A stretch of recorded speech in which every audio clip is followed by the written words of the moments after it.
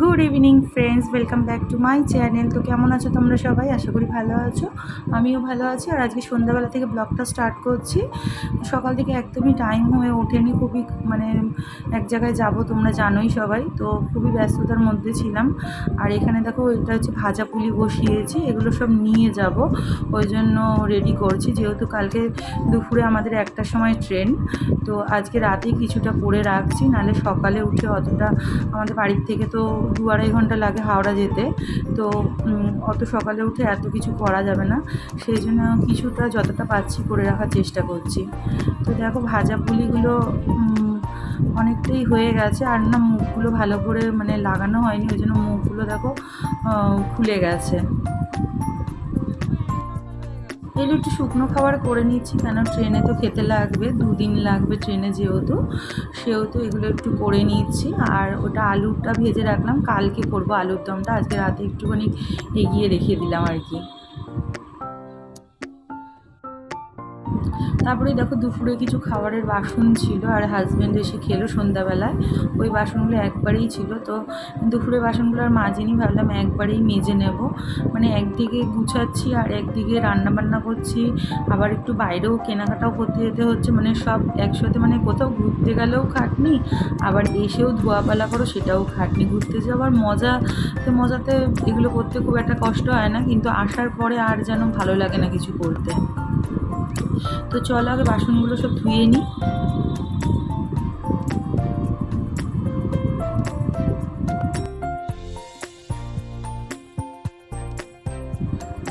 দেখো, বাসন মাজতে মাজতে আমার আলু ভাজাটা হয়ে গেছে, আর ওখানে ভাজা পুলিগুলো তৈরি হয়ে গেছে। এবার কেক বসাবো, কেকের জন্য বাটিটাতে তেল মাখিয়ে নিচ্ছি ভালো করে।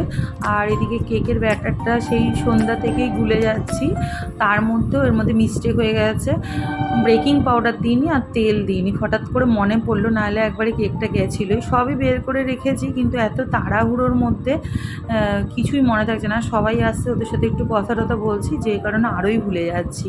তো কেকের ব্যাটারটা দেখো একদম রেডি করে ফেলেছি, তো এখন কেকটা বসিয়ে দেব।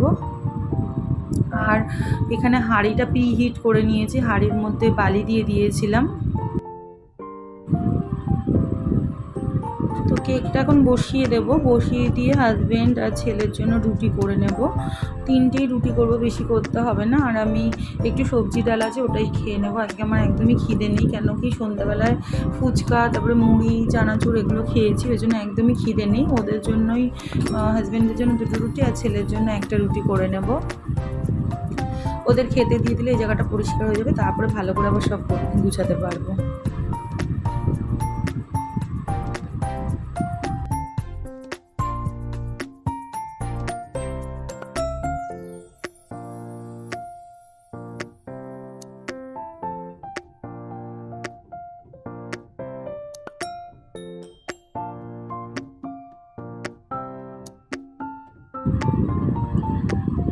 তো কেকটা দেখো অনেকটাই হয়ে এসেছে, আর এটা গরম ছিল, আমি ধরে ফেলেছিলাম। এবার গার্নিশ করার জন্য যে টুটি ফুটি রেখেছিলাম, ওগুলো ওপর দিয়ে দিয়ে দেবো। চেরি রেখেছিলাম কিছুটা,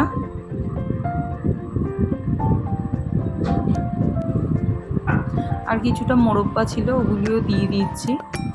মোরব্বা যদি আগে ওর মধ্যে দিয়ে নাড়তাম না, তাহলে একদম নিচে গিয়ে না পোড়া লেগে যায়, আমি অনেকবার ট্রাই করে দেখেছি, সেই জন্য কিছুটা হয়ে যাওয়ার পরে আমি মোরব্বাগুলো দিলাম। 2বার করেছি, 2বারই মোরব্বা নিচে চলে যায়, আর গিয়ে ওখানে একদম মাঠার মতো এঁটে পুড়ে যায়। আর এখানে দেখো, ফ্রাইড রাইস করবো বলে কালকের জন্য আজকে একটু বিনস গাজরটা ভেজে রেখে দেবো, আর ওদিকে আলুটা সেদ্ধ করে রেখেছি, আর মশলাটাও করে রেখেছি, তাহলে সকালে উঠে ভাতটা করে এগুলো দিয়ে দিলেই হয়ে যাবে। রাতে যদি একটু এগিয়ে না রাখি, সকালের উঠতে কোনো কারণে যদি লেট হয়ে যায়, তাহলে কিন্তু আর করতে পারবো না, এইভাবেই রাতে কিছুটা করে রেখে দিলাম। আর এখানে দেখো, ওদের ডিনারটাও রেডি করে ফেলেছি, আলু ঢ্যাঁড়স ভাজাটা সকালেই হয়েছিল, আবার একটু ভাজলাম বলে কালো কালো হয়ে গেছে। আর এই মিষ্টিগুলো কাল বানিয়েছিলাম, মিষ্টি বলতে কি শুকনো করেছি, বেশি ভেজা রসালো করিনি, কেন কি অতটা নিয়ে যাব রস গড়াবে, তাই জন্য একটু শুকনো শুকনো করে করেছিলাম।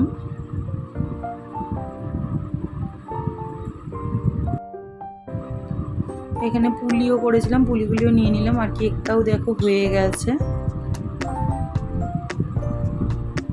আর এত দেখানোর টাইম পাচ্ছি না সত্যি কথা বলতে। দেখো সব রেডি করে নিয়েছি, প্যাকিং চালু। আর কদিন ধরে যা যা মনে পড়েছে টুকটাক টুকটাক করে ছেলের জামা কাপড়গুলো আগে প্লাস্টিকে ভরেছি, আমার কটা ভরেছি, বেডশিট নিয়ে নিয়েছি, আর বাদবাকিগুলো এই বড় প্লাস্টিকটার মধ্যে নিয়ে নেব। আর এখানে সব হাজব্যান্ডেরগুলো রেডি করে নিয়েছি, আয়রন করে এনেছে। এখানে আমার নতুন জিনিস, আর এখানে সব রকম ওষুধ নিয়ে নিয়েছি, মাথা ব্যথার থেকে আরম্ভ করে গা ব্যথা সব প্যারাসিটামল, নাকের ওষুধ, ছেলে নিউপ্যাট্রিন, গ্যাসের ওষুধ, থাইরয়েড ওষুধ, পোরলিন, যা যা লাগে সব নিয়ে নিয়েছি। এখানে সবার ব্রাশ নিয়ে নিয়েছি, এখানে মেকআপের কিছু নিয়েছি, আরও কিছু যাবে, আগে মেকআপ করে নেবো তারপর যাবে। আর এখানে সব খাবার নিয়ে নিয়েছি, আর কিছু বানাবো সেগুলো তো তোমাদের দেখাবোই। আর এখানে মোজা কিনে নিয়েছি, 3 জনের 6 জোড়া মোজা নিয়ে নিয়েছি, কেন মোজা তো ভিজবে, ওখানে ওয়েদার একদম ভালো না, ওই জন্য সব জামা কাপড় প্লাস্টিকে নিয়েছি। অন্যবার কী হয়, ট্যুর পার্টিদের সাথে যাই তো ওরা ব্যাগ ট্যাগ প্লাস্টিক দিয়ে বেঁধে দেয়, কিন্তু এখন তো ট্যুর পার্টিদের সাথে যাচ্ছি না, নিজেরা যাচ্ছি, যে কারণে গাড়ি তো পার্সোনাল হবে না, আর ওরা ব্যাগ ট্যাগ বাঁধবেও না, ওই জন্য যখন তখন বৃষ্টি হয় বলে আমি সব প্লাস্টিকে। আর কিছু ঘরে পরার জামা কাপড় ওগুলো দেখো এরকম রোল করে করে নিচ্ছি। এরমভাবে নিলে কি হয়, জামা কাপড়গুলো অল্প জায়গাতে হয়ে যায়, যেহেতু বেশি ব্যাগ ভারী করব না। অ্যাকচুয়াল ঘুরতে গেলে কাউকে উচিত না বেশি ব্যাগ ভারী করার, আর যেহেতু পাহাড়ে যাচ্ছি ব্যাগ টানতে খুবই কষ্ট হবে, সেই জন্য খুব বেশি জামা কাপড়ও নেব না, দরকার পড়ে তো ওখানে গিয়ে ধুয়ে জামা কাপড়গুলো পরবো, কিন্তু বেশি জামা কাপড় নেব না। একটা ভিআইপি আর 2টো পিট ব্যাগের মধ্যেই সব ফিট করার চেষ্টা করবো। দেখো এগুলো এরমভাবে রোল করে নিয়েছি, সাইডে সাইডে ব্যাগের অনেক জায়গা আছে তো ওখানে ঢুকিয়ে নেবো, এই জন্য ঘরে পরা নাইটি, ওদের হাফ প্যান্ট, গেঞ্জি এগুলো সব এরমভাবে রোল করে নিয়েছি। আর এই ছোটো ব্যাগটা হচ্ছে সিলেদাস থেকে নিয়েছিলাম, দেখেছিলেই তোমরা। এর মধ্যে ওই কোলগেট, ব্রাশ, ওষুধপত্র এর মধ্যে নিয়ে নেবো, তাহলে কী হবে, ছোটোখাটো জিনিস খুঁজতে অসুবিধা হবে না, যেই কারণে এটা মানে ছোটো ব্যাগটা নিয়েছিলাম, নাহলে বড় ব্যাগের মধ্যে ফেলে দিলে এগুলো ঢুকিয়ে নিলে না খুঁজতে খুব অসুবিধা হয়। তো চলো ব্যাগগুলো আগে সব ভালো করে রেডি করে নিই।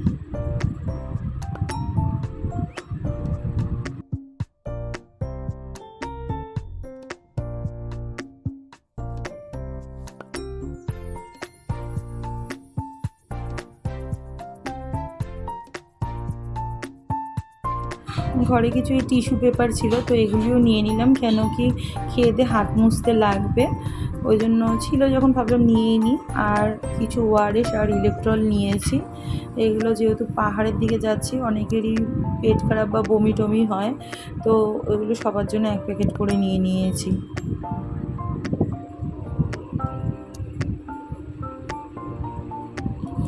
চলো সব ব্যাগে ভরে নিই। আর এখানে দেখো সব ব্যাগে ভরে রেডি করে নিয়েছি, জুতোও কাছে রেখে দিয়েছি। আর এই ওপরে দেখছো যেটা, এটা হচ্ছে ট্রাইপড, আজকেই কিনে এনেছে। একটা ছিল ওটা ভেঙে গেছে, তো ওটা আরেকটু বড় ছিল স্ট্যান্ড নিয়ে। আর এটা কি হবে, হ্যান্ড ট্রাইপডও হবে আবার স্ট্যান্ডও হবে, তো যাচ্ছি বলে এটা আবার কেনা হয়ে গেল, ভাবছিলাম কিনবো না, তাও মানে যাচ্ছি লাগবে সেই ভেবেই আর কি কিনলাম। আজকে হাজব্যান্ডকে ফোন করেছিলাম, ও আসার সময় নিয়ে এসেছে। এটা ব্লুটুথ সিস্টেম আছে,